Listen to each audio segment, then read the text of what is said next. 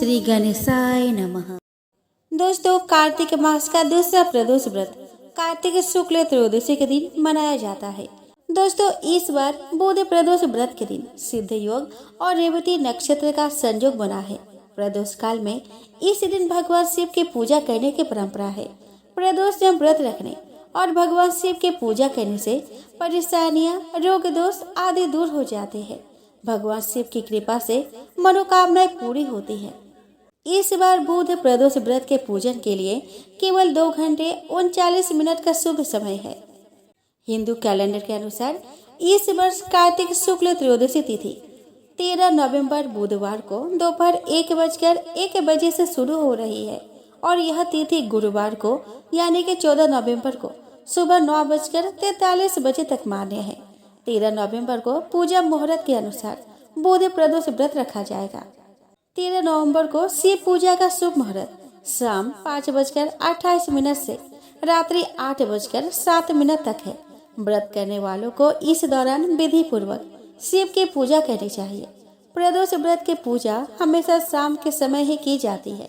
प्रदोष व्रत के दिन सूर्योदय सुबह 6:42 पर होगा और सूर्यास्त शाम 5:28 पर होगा।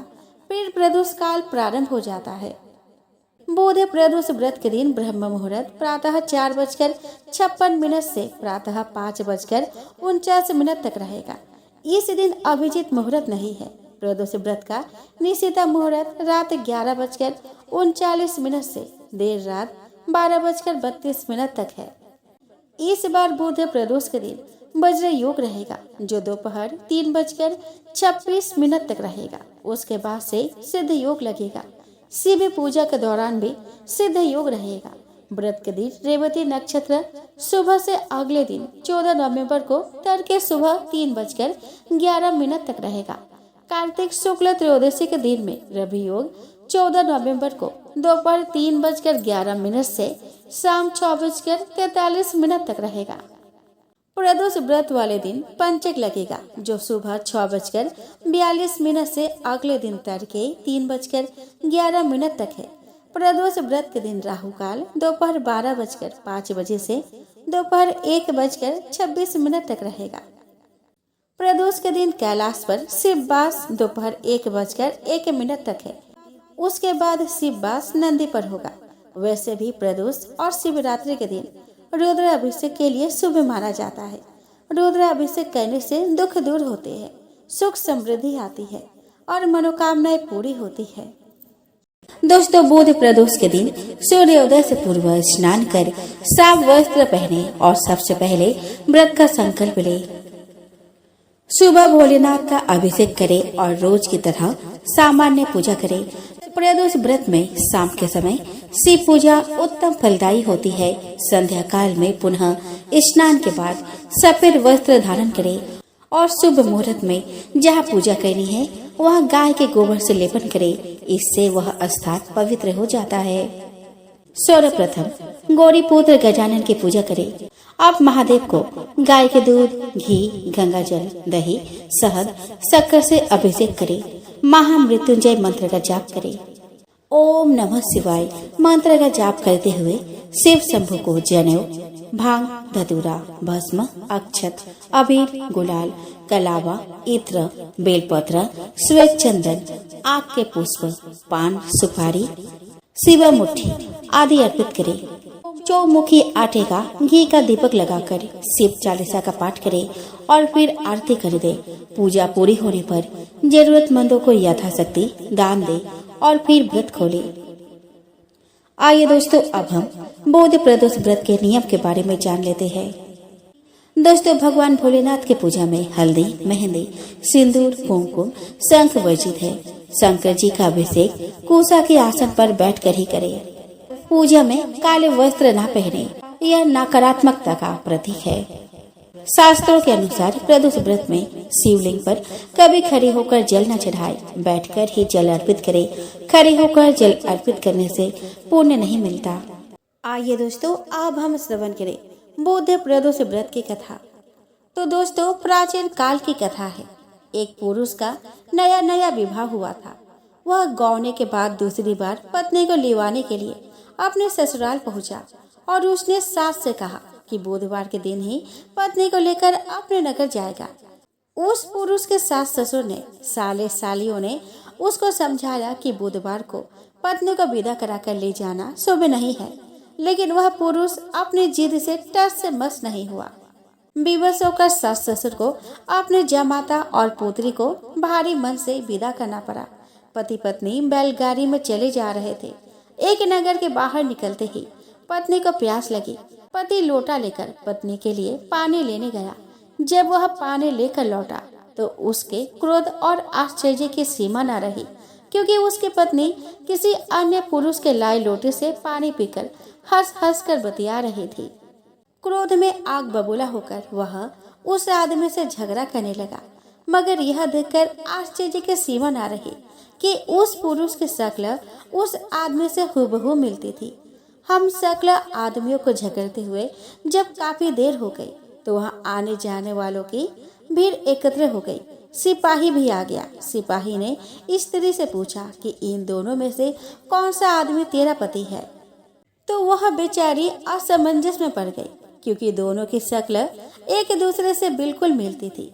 बीच राह में अपने पत्नी को इस तरह दुखी देखकर उस पुरुष की आंख भर आई। वह शंकर भगवान से प्रार्थना करने लगा कि हे भगवान, आप मेरी पत्नी की रक्षा करो। मुझसे बड़ी भूल हुई जो मैं बुधवार को पत्नी को विदा करा लिया। भविष्य में ऐसा अपराध कदापि नहीं करूंगा। उसकी वह प्रार्थना जैसे ही पूरी हुई, दूसरा पुरुष अंतर ध्यान हो गया। वह पुरुष सकुशल अपने पत्नी के साथ अपने घर पहुंच गया। उस दिन के बाद पति पत्नी नियम पूर्वक बुध प्रदोष व्रत रखने लगा।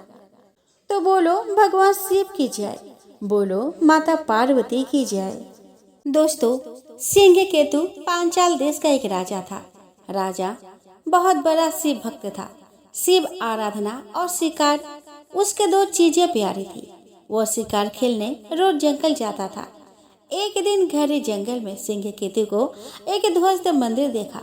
राजा शिकार के धुन में आगे बढ़ गया, पर सेवक भील ने ध्यान से देखा तो वह शिव मंदिर था, जिसके भीतर लता पत्रों में एक शिवलिंग था। भील का नाम चंड था। सिंह केतु के सानिध्य और उसके राज्य में रहने से वह भी धार्मिक प्रवृत्ति का हो गया था। चबूतरे पर स्थापित शिवलिंग, जो कि अपने जलहरी से लगभग अलग ही हो गया था, वह उसे उखाड़ लाया। चंड ने राजा से कहा कि महाराज, यह निर्जन में पड़ा था, आप आज्ञा दें तो इसे मैं रख लो, पर कृपया कर पूजन विधि भी बता दे, ताकि मैं रोज इसकी पूजा कर पुण्य कमा सकूं। राजा ने कहा कि चंड भील, इसे रोज नहलाकर इसके फूल बेल पत्तियों से सजाना, अक्षत फल मीठा चढ़ाना, जय भोले शंकर बोलकर पूजा करना और उसके बाद इसे धूप दीप दिखाना। राजा ने कुछ मजाक में कहा कि इस शिवलिंग को चिता भस्म में जरूर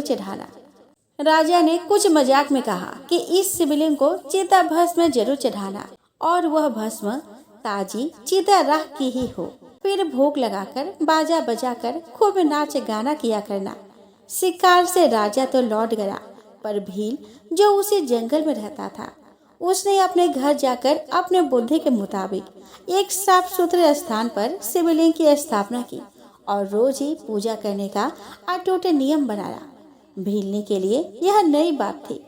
उसने कभी पूजा पाठ न देखी थी। भील की रोज पूजा करने से ऐसे संस्कार जगे कि कुछ दिन बाद वह खुद तो पूजा नहीं करती, पर भील की सहायता करने लगी। कुछ दिन और बीते तो भील ने पूजा में पर्याप्त रुचि लेने लगी। एक दिन भील पूजा पर बैठा तो देखा कि सारी पूजन सामग्री तो मौजूद है, पर लगता है वह चिता भस्म लाना तो भूल ही गया। वह भागता हुआ जंगल के बाहर स्थित शमशान गया। आश्चर्य, आज तो कोई चिता जल ही नहीं रही। पिछली रात जली चिता का भी कोई नामो निशान न था, जबकि उसे लगता था कि रात में मैं यहाँ से भस्म ले गया हूँ। भील भागता हुआ उल्टे पांव घर पहुँचा। भस्म की डिब्बियां उल्टाई और पलटाई, पर चिता भस्म तनिक भी न थी। चिंता और निराशा में उसने अपने भीलनी को पुकारा, जिसने सारी तैयारी की थी। पत्नी ने कहा कि आज बिना भस्म के ही पूजा कर ले, शेष तो सब तैयार है। पर भील ने कहा कि नहीं, राजा ने कहा था कि चिता भस्म बहुत जरूरी है। वह मिली नहीं। क्या करूं? भील चिंतित हो बैठ गया। भील ने भीलनी से कहा कि प्रिया, यदि मैं आज पूजा न कर पाया तो मैं जिंदा न रहूंगा। मेरा मन बड़ा दुखी है और चिंतित है। भीलनी ने भील को इस तरह चिंतित देखकर एक उपाय सुझाया। भीलनी बोली कि यह घर पुराना हो चुका है, मैं इसमें आग लगाकर इसमें घुस जाती हूँ। आपकी पूजा के लिए मेरे जल जाने के बाद बहुत सारी भस्म बन जाएगी। मेरी भस्म का पूजा में इस्तेमाल कर लेना। भील ना माना। बहुत विवाद हुआ। भीलनी ने कहा कि मैं अपने पति देव और देवों के देव महादेव के काम आने के इस अवसर को नहीं छोड़ूंगी। भीलनी की जिद पर भील मान गया। भीलनी ने स्नान किया, घर में आग लगाई, घर की 3 बार परिक्रमा की, भगवान का ध्यान किया और भोलेनाथ का नाम लेकर जलते घर में घुस गई। ज्यादा समय न बीता कि शिव भक्त में लीन वह भीलनी जलकर भस्म हो गई। भील ने भस्म उठाई, भली भांति भगवान भूतनाथ का पूजन किया। शिव भक्त में घर सहित घरवाली खो देने का कोई दुख तो भील के मन में तो था नहीं। सो पूजा के बाद बड़े उत्साह से उसने भीलनी को प्रसाद लेने के लिए आवाज दी। क्षण के भीतर ही उसकी पत्नी समीप बने घर में आती दिखी। जब वह पास आई तो भील को उसको और अपने घर के जलने का ख्याल आया। उसने पूछा कि यह कैसे हुआ, तुम कैसे आई, यह घर कैसे वापस बन गया। भीलनी ने सारी कथा कह सुनाई। जब धधकती आग में घुसी तो लगा कि जल में घुसती जा रही हूँ और मुझे नींद आ रही है। जगने पर देखा कि मैं घर में ही हूँ और आप प्रसाद के लिए आवाज लगा रहे हैं। वे यह सब बातें कह ही रहे थे कि अचानक आकाश में एक विमान आया। उसमें भगवान के 4 गण थे। उन्होंने अपने हाथों से उठाकर उन्हें विमान में बैठा लिया। गणों का हाथ लगते ही दोनों के शरीर दिव्य हो गए। दोनों ने शिव महिमा का गुणगान किया और फिर वे अत्यंत श्रद्धायुक्त भगवान की आराधना का फल भोगने शिवलोक चले गए।